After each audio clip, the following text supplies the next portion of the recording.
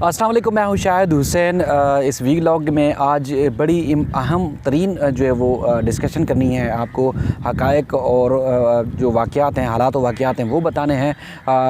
वो क्या है कि आला अदलिया के जो जजेस होते हैं उनकी तैनाती के हवाले से ख़ास तौर पर जो जुडिशल कमीशन का इजलास हुआ था गुज़श्ता रोज़, उसके बाद फिर सिंध हाई कोर्ट से जस्टिस मोहम्मद अली मज़हर साहब की जो तैनाती थी सुप्रीम कोर्ट में, उसको मौखर किया गया है। मुअख्खर करने की वजूहात अब तक जो है वो ठोस सामने नहीं आ सकी हैं, यानी कि ये आर्जी तौर पर कहा जा सकता है कि मुअख्खर की गई है उनकी तैनाती। लेकिन उसके बाद फिर वकला का क्या किरदार रहा है, उसके बाद फिर जैसे मोहम्मद अली मज़हर साहब की एक्सपर्टीज़ हैं क्या बुनियादी तौर पर, किन किन मामलात में वो महारत रखते हैं, किस तरह के जज हैं। चूँकि मैं तकरीबन 2013 से मुख्तलिफ़ अदालतों की केसेस में समाअत कर रहा हूँ और एक अरसे से जब हम रूटीन में जाते हैं तो उनके जो मुख्तलिफ़ केसेस की समाअत का तरीक़ाकार है, मुख्तलिफ़ जो केसेस को सुनते हैं क्या तरीक़ाकार होता है, उसके बाद फिर किन किन मामलात पर वो ज़्यादा महारत रखते हैं, वो सारी तफ़सीलात आपके सामने रखनी है। उसके बाद फिर चूँकि सुप्रीम कोर्ट ऑफ पाकिस्तान में जो एक जज की जगह है वो खाली है और ख़ास तौर पर सिंध से उन जज साहब को लेना है, तो अगर जस्टिस मोहम्मद अली मज़हर साहब को एलिवेट नहीं किया गया है तो उसके बाद फिर जाएंगे तो कौन से जज हैं जिनकी तैनाती मुमकिन तौर पर वहाँ हो सकती है। क्योंकि सुप्रीम कोर्ट में ज़ेर-ए-इल्तवा मुकदमात की तादाद जो है रोज़ बर रोज़ बढ़ रही है और उसके बाद फिर जस्टिस फैसल अरब साहब रिटायर हुए, तो उसके बाद फिर उनकी की रिटायरमेंट के बाद अब तक जो है वो जगह खाली है सुप्रीम कोर्ट ऑफ पाकिस्तान में। तो उसमें मामला है क्या, और उसके बाद फिर अगर सीनियर जजेस जो हैं ख़ास तौर पर chief justice Sindh high court justice Ahmed Ali M Sheikh साहब और उसके बाद फिर 3 मज़ीद जजेस हैं, तो उनके बाद 5वें नंबर के जो जज हैं उनका बुनियादी तौर पर इंतखाब क्यों किया गया और उसके बाद फिर ये फ़ैसला मौखर क्यों किया गया, मुमकिन तौर पर जो वजूहात हैं वो वीडियो में सामने रखूँगा। मैं ये वीडियो बनाने का मकसद भी यही है कि बेशुमार जो सवाल उठ रहे हैं उसमें क्लेरिफिकेशन ख़ास तौर पर की जाए, क्योंकि हमारा अदलिया से वास्ता रहता है, तो इसलिए अदलिया से वास्ता रहने की वजह से ये हमारे ऊपर लाजिम होता है कि हम जो महसूस करते हैं, जो देखते हैं वो आवाम को बताएँ, ताकि जो सही चीज़ें हैं वो सामने आ सकें। बहुत सारे लोगों की ज़ाती वजूहात, मुख्तलिफ़ वकला तंजीमें हैं या कोई भी तंजीम होती है, उनकी ज़ाती कोई भी वजह हो सकती है, सियासी वजह कोई भी हो सकती है, लेकिन जो असल हक़ाइक़ हैं वो आवाम तक लाना हमारी ज़िम्मेदारी है। तो मैं कोशिश करूँगा कि एक न्यूट्रल एक तर्ज पर चीज़ें जो है क्या गए वो आपके सामने रखूँ इस वीडियो में। गो कि बहुत सारे लोगों की जो है वो मतलब कि दिलचस्पी की ये वीडियो नहीं होगी, लेकिन मेरे हिसाब से बहुत ज़बरदस्त है, चूँकि काफ़ी सवालात पैदा हो चुके हैं और ख़ास तौर पर कल जो यहाँ से हाई कोर्ट में हमने देखा सीनियर तरीन वकला जिनसे तवक्को भी नहीं की जा सकती थी, उन वकला ने न सिर्फ हड़ताल की बल्कि जजेस को कमरों में बंद करने की कोशिश की और उसके बाद फिर अदालतों के दरवाजे साइलिन के लिए बंद कर दिए थे। सिर्फ स्टाफ को अंदर ले जाने की जो है वो इजाज़त थी, इसके अलावा सिटी कोर्ट्स और मुख्तलिफ़ जो अदालतें थी वो बंद रहीं। पहले पाकिस्तान बार कौंसल ने हड़ताल की जो है वो कॉल दी थी, उसके बाद फिर Sindh bar council, Sindh high court bar और मुख्तलिफ़ जो वकला तंजीमें हैं उन्होंने हड़ताल की, बल्कि हड़ताल का ऐलान के साथ साथ उन्होंने सख्ती से उस पर अमल दरामद करने की भी कोशिश की, जिसकी वजह से जस्टिस मोहम्मद इकबाल कल्हड़ो और इसके अलावा जस्टिस अमजद सहतो के दरमियान जो है जो हाई कोर्ट बार एसोसिएशन के जनरल सेक्रेटरी हैं उनकी तलब कलामी भी हुई। ये चीज़ें ज़ाहिर है कमरा अदालत में चूँकि कैमरे नहीं होते रिपोर्ट करने वाली नहीं है, लेकिन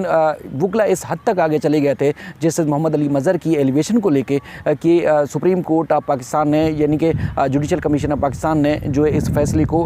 वापस लिया, यानी कि आर्जी तौर पर इस फैसले को उनको मुलतवी करना पड़ा, यानी कि इतना दबाव वकला की जानिब से डाला गया। हालांकि इससे पहले जैसे मुनीम अख्तर की भी एलिवेशन हुई थी, वो भी 3रे नंबर के जज थे, उस वक्त हमने इस तरह का रद्द अमल नहीं देखा था, लेकिन अब की बार जो हमने रद्द अमल देखा वो बहुत ज़्यादा देखा गया है। अब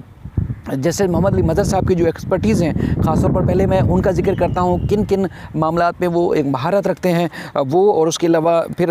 किन किन केसेस की उन्होंने समाअत की, कितने फ़ैसले उन्होंने किए, कितने फ़ैसले उनके रिपोर्टेड हैं जो मुख्तलिफ़ जो लॉ जर्नल्स में रिपोर्ट हो चुके हैं, उसकी तफसीलात, और उसके अलावा फिर किन किन ज़िम्मेदारियाँ जो है वो उनको ज़िम्मेदारियों पर वो तैनात रहे हैं और अब जो है वो उनको ज़िम्मेदारियाँ सौंपी गई हैं, वो सारी तफसीलात जो है वो इस वीलॉग में मैं आपके सामने रख रहा हूँ। एक तो सबसे पहले ये कि सिविल मैटर जो है जो फैमिली के मैटर होते हैं, सिविल मैटर होते हैं, जिनमें ख़ासतौर पर सिविल सूट्स होते हैं, उनमें काफ़ी जो महारत रखते हैं। क्रिमिनल, उसके अलावा आइनी अमूर के ऊपर बेशुमार वो महारत रखते हैं। हाई कोर्ट की जो अपीलें होती हैं, हाई कोर्ट्स के फ़ैसलों के ख़िलाफ़, उसमें जो है वो काफ़ी जो है वो माहिर हैं। इसके अलावा जो कंपनियों के ख़ासतौर पर जिसमें टैक्स मैटर्स होते हैं, उसमें उनकी जो है काफ़ी कमांड है, काफ़ी महारत रखते हैं। पैमरा के कवानीन तो वो पैमरा के जो मामलात हैं कानून बनाने और इस तरह जो मीडिया से मुताल्लिक जो कवानीन हैं, वो तो उनके बानी रहे हैं, बानी रुकन रहे हैं, बल्कि वो इस तरह उनकी जो महारत है जस्टिस मोहम्मद अली मज़हर साहब की। इसके अलावा नादरा के ख़ास तौर पर जो मामलात हैं, वो आए रोज़ हम जो है वहाँ जब खड़े होकर जब हम रूटीन में जाते हैं काज लिस्ट दे के, तो ऐसे ऐसे केसेस उन्होंने निपटाए हैं जिनकी आगे जाकर नज़ीरें दी जा सकती हैं। जैसे कि किसी लड़का या लड़की की अगर कोई ख़ानदान में से नहीं रहा, ज़िंदा नहीं है, तो उसके बाद फिर उसका बर्थ सर्टिफिकेट बनाना है या उसका जो है शनाख्ती कार्ड बनाना है, तो उसमें जस्टिस मोहम्मद अली मज़हर साहब ने ऐसे फ़ैसले दिए कि अगर कोई गार्डियन यानी कि कोई फैमिली में से कोई रिश्तेदार उसका गार्डियन बन जाए, तो उसको भी नादरा जो है नादरा उसका बेफाम या शनाख्ती कार्ड बनाने के लिए उन नादरा को पाबंद किया गया। यानी कि ऐसे शानदार फ़ैसले दिए जिनकी मिसालें दी जा सकती हैं, और भी बेशुमार केसेस जिनके फ़ैसले हुए हैं, जिनको कानून का हिस्सा बनाया गया है, या जो कानूनी मामलात असम्बली से पास होते हैं उसके बाद फिर उन पर अमल दरामद नहीं होता था, वो उन पर अमल दरामद करने के भी अहकाम दिए हैं। और बेशुमार केसेस हैं जिनको हम रोज़ ही रिपोर्ट करते रहें, वो मीडिया की खबरों की ज़ीनत भी उनके जो फ़ैसले बनते रहें। वो सारी तफसीलात भी आगे चल के बताता हूँ, लेकिन इनकी एक्सपर्टीज़ अगर मैं आगे चल के आपको बताऊँ कि एडमिरल के मामला आते हैं और ख़ासतौर पर ज़मानतों के मामला, जिसमें नैब के केसेस हों, इंसदाद दहशतगर्दी की अदालतों में जो ज़ेर समात मुकदमात थे, उनमें जो है वो उन्होंने काफ़ी जो है वो महारत रखी है। और उसके बाद फिर परवेज़ मुशर्रफ के केसेस की उन्होंने समात की, जिसमें परवेज़ मुशर्रफ का नाम ECL से ख़ारिज करने का मामला था, डॉक्टर आसिम, और सियासी यानी कि दीगर जो मामला हैं उनमें बेशुमार केसेस उन्होंने सुने। और उसके बाद फिर वो चेयरमैन IT भी हैं, चेयरमैन, उसके अलावा जो परचेज़ कमेटी है सिंध हाई कोर्ट की, उसके भी चेयरमैन हैं। इसके अलावा डेवलपमेंट कमेटी के सीनियर मेंबर हैं, लेबर कोर्ट के मॉनिटरिंग जज हैं। इसके अलावा जो रूल मेकिंग कमेटी है जो सिंध हाई कोर्ट की, उसके जो है वो उसके भी रुकन हैं। इसके अलावा जो रिटायर जजेस होते हैं उनकी मॉनिटरिंग करते हैं, ख़ासतौर पर जो सुप्रीम कोर्ट और सिंध हाई कोर्ट के जजेस होते हैं, रिटायर होते हैं, उनके सारे मामलात को वो जस्टिस मोहम्मद अली मज़हर ही देखते हैं। और उसके बाद फिर जो इंसदाद दहशतगर्दी की अदालतें हैं वो उनकी कारकर्दगी के हवाले से मॉनिटरिंग जज भी रहे हैं जस्टिस मोहम्मद अली मज़हर। और आजकल जो है वो एक्टिंग डायरेक्टर जनरल हैं सिंध जुडिशल एकेडमी के, जिसमें उन्होंने न सिर्फ सहाफ़ियों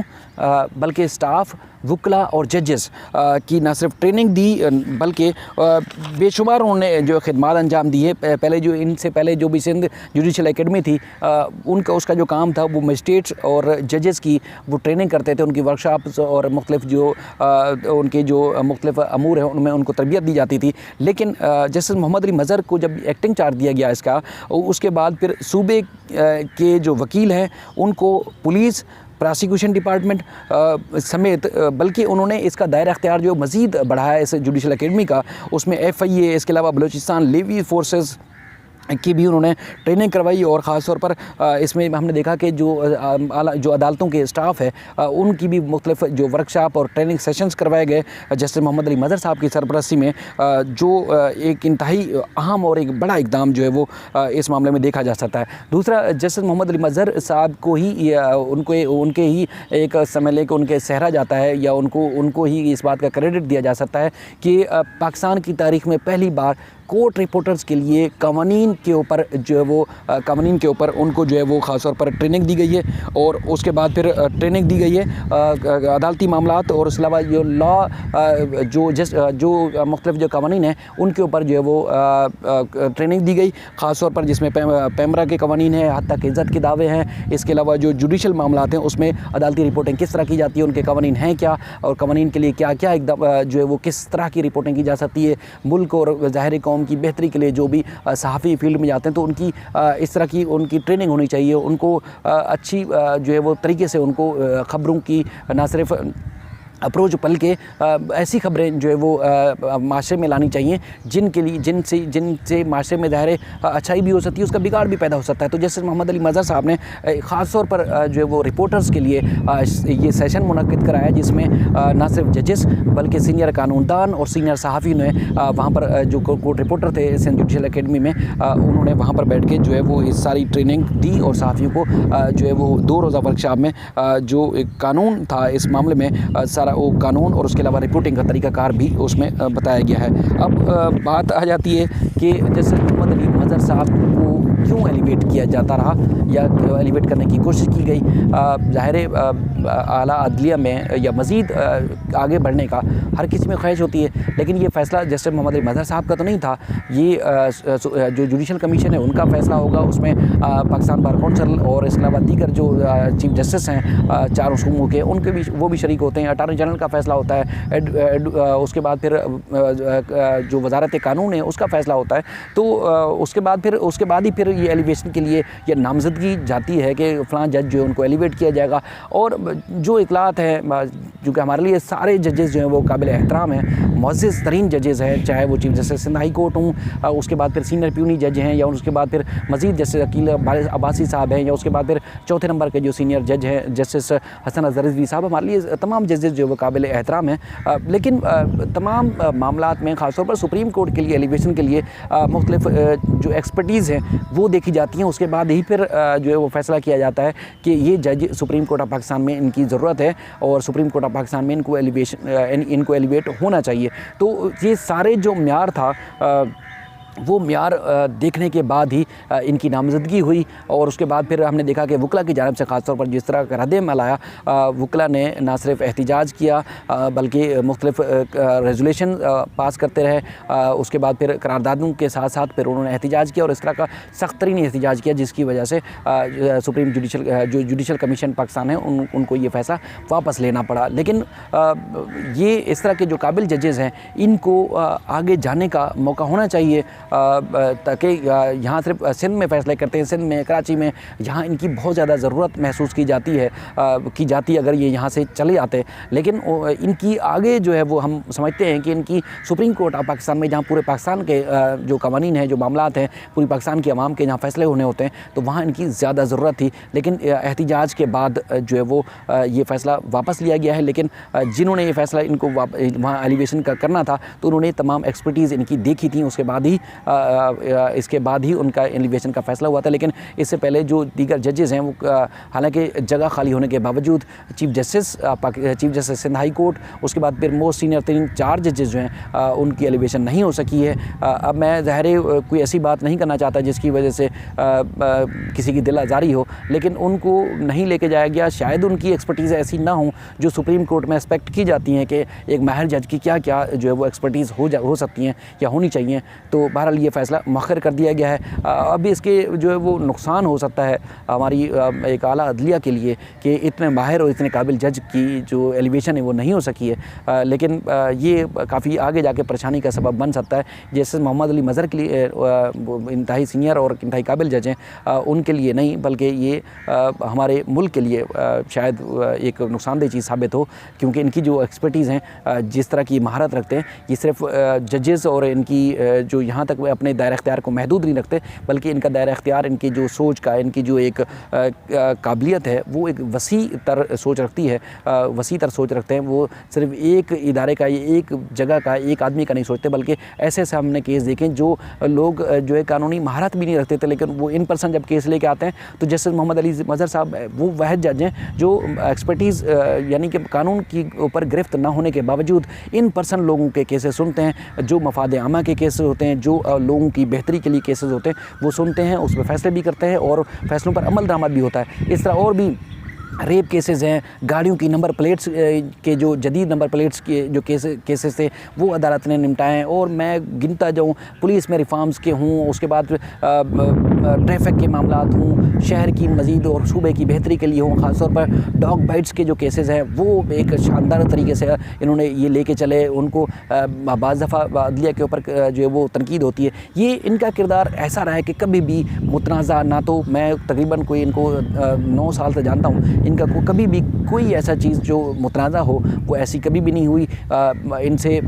तमाम वकला जो है वो इनसे मुतमईन रहते हैं, तमाम जो साइलिन आते हैं वो इनसे मुतमईन होते हैं और बल्कि ऐसे फ़ैसले करते हैं जिसकी वजह से लोग इनके फ़ैसलों से इनकी ना सिर्फ तस्लीम करते हैं, मानते हैं, बल्कि काफ़ी मुतमईन भी होते हैं। बाज़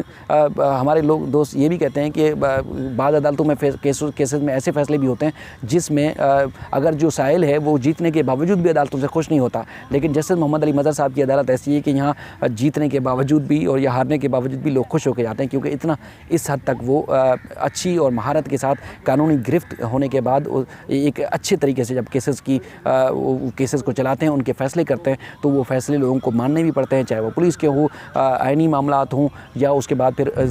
सिविल डिस्प्यूट्स हों, या टैक्स के मैटर हों, कंपनियों के मैटर हों। इस तरह के वो चीज़ें बेशुमार उन्होंने की हैं और रोज़ हम जो जाकर देखते हैं। लेकिन कुछ लोगों ने नेगेटिविटी फैलाने की कोशिश की थी, लेकिन उससे हमारा लेना देना नहीं है। लेकिन जस्टिस मोहम्मद अली मज़हर साहब की एलिवेशन ना होने की वजह से आगे चलकर जो है बहुत ज़्यादा मुश्किलात पैदा हो सकती हैं।